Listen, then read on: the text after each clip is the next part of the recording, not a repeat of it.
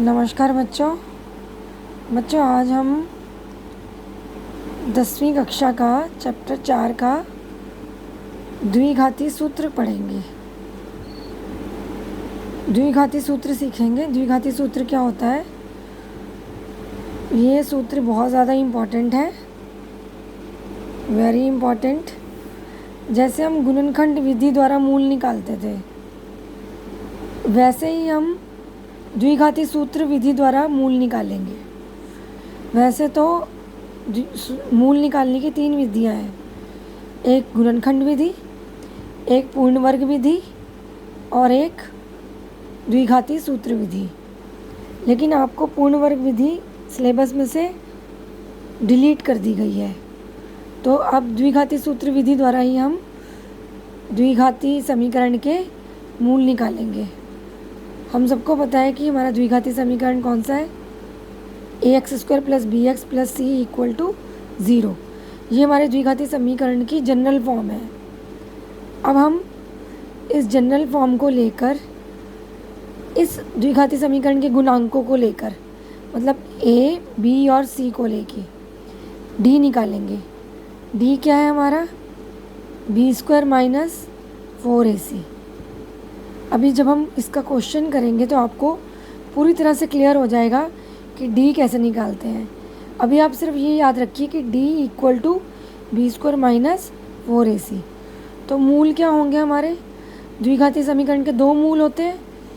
पहला मूल होगा x1 = -b प्लस वर्गमूल b² - 4ac/ 2a, और दूसरा मूल होगा x2 = -b माइनस वर्गमूल b² - 4ac बटा 2a। इसे द्विघाती सूत्र कहते हैं। अब जो हमने d निकाला है, यदि ये 0 से बड़ा है तो मूल क्या होते हैं? भिन्न और वास्तविक होते हैं। यदि ये d से 0 के बराबर है तो मूल बराबर और वास्तविक होते हैं। यदि d <0 है, <0 मतलब माइनस में है, तो मूल वास्तविक नहीं होते हैं। ये सारा आपको याद करना है, ठीक है बेटा? ये मूल की प्रकृति बताता है। यदि हमारा d 0 के बड़ा आ जाए तो हमारे मूल भिन्न और वास्तविक होंगे। अगर d 0 आ जाए तो मूल बराबर और वास्तविक होंगे।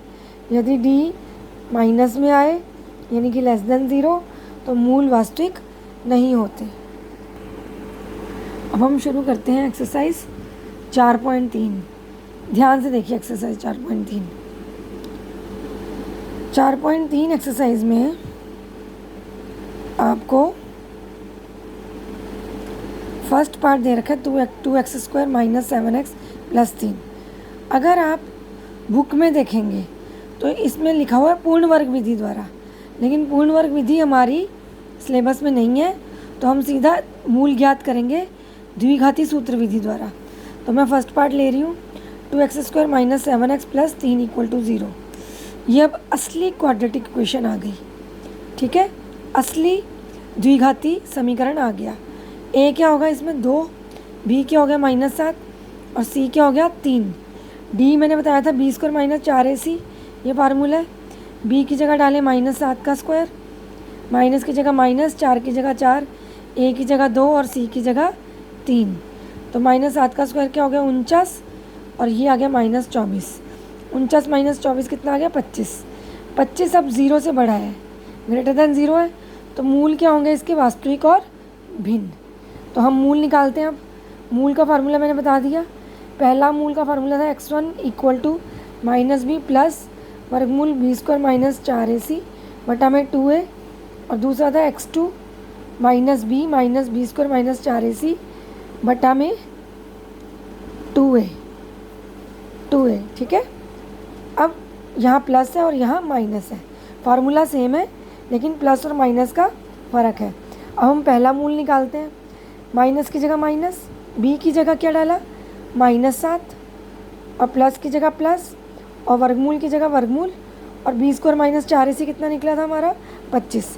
यहाँ 25 डाल दिया, सॉल्व किया, माइनस माइनस प्लस हो गया, 7 आ गया। 7 प्लस वर्गमूल 25 कितना होता है? 5 बटा 2 की जगह 2 डाला था, a की जगह क्या डाल दिया? 2, 2 2 2 4। तो ये आ गया 7 + 5 = 12, 12/4। 12 को 4 से काटा तो ये क्या आ गया 3। हमारा आंसर पहला मूल आ गया 3। अब बढ़ते हैं दूसरे मूल की तरफ। दूसरा मूल है -b माइनस, यही फार्मूला माइनस में सब कुछ डाला हमने। ये क्या बन गया +7, माइनस की जगह माइनस, वर्गमूल 25 की जगह 5 और बटा में 4। 7 - 5 कितना होता है 2। 2 ने 4 को काट दिया, क्या आंसर आ गया 1/2। तुम्हारा मूल आ गए, 2 मूल आ गए, एक 3 और एक 1/2। अब बढ़ते हैं अगले क्वेश्चन की तरफ। अब अगला क्वेश्चन देखिए, यही सेम है। 2x² + x - 4 = 0। a कितना ले लिया 2, x² का गुणांक, b 1 और c -4। फिर से d निकाला, b² -4ac, b की जगह 1 डाल दिया, माइनस की जगह माइनस, 4 की जगह 4, a की जगह 2 और c की जगह -4। तो ये आ गया 1 का स्क्वायर 1 और 4 दूनी 8 चौके 32, माइनस माइनस 2 बार आ रहा है तो ये आ गया +32। 32 + 1 कितना हो गया 33। 33 0 से बड़ा है तो मूल क्या होंगे वास्तविक और भिन्न होंगी। ठीक है, वही सेम फार्मूला, पहला मूल निकालने का ये और दूसरा मूल निकालने का ये, बस प्लस और माइनस का फ़र्क है, फार्मूला दोनों सेम है। तो पहला मूल निकालने के लिए x1 बराबर -1 प्लस वर्गमूल 33 बटा में 2 × 2 बटा में 4। तो ये आ गया -1 प्लस वर्गमूल 33 बटा 4। क्योंकि 33 का वर्गमूल नहीं निकल सकता क्योंकि 33 वर्ग संख्या नहीं है, पूर्ण वर्ग संख्या नहीं है, तो इसलिए हम इसको वर्गमूल 33 ही रहने देंगे। इसी प्रकार यहाँ पर क्या आ गया -1 माइनस वर्गमूल 33 बटा में 4। तो ये आंसर आ गया। अब 2 आंसर आ गए, एक प्लस में और एक माइनस में। ये 2 मूल निकल आए हमारे। तो बच्चों ध्यान से देखिए, ये हमारे 2 मूल निकल आए इस फार्मूले में डालने पर। लेकिन पहले हमें इसके लिए क्या करना पड़ेगा, डी निकालना पड़ेगा। अब होमवर्क है बच्चों आपका, होमवर्क इसकी प्रैक्टिस करिए इस लेसन की। और दूसरा है कि उदाहरण 13 जो आपकी कॉपी में है वो भी द्विघाती सूत्र की उदाहरण है, वो अपनी बुक में से कॉपी में करिए। धन्यवाद बच्चों।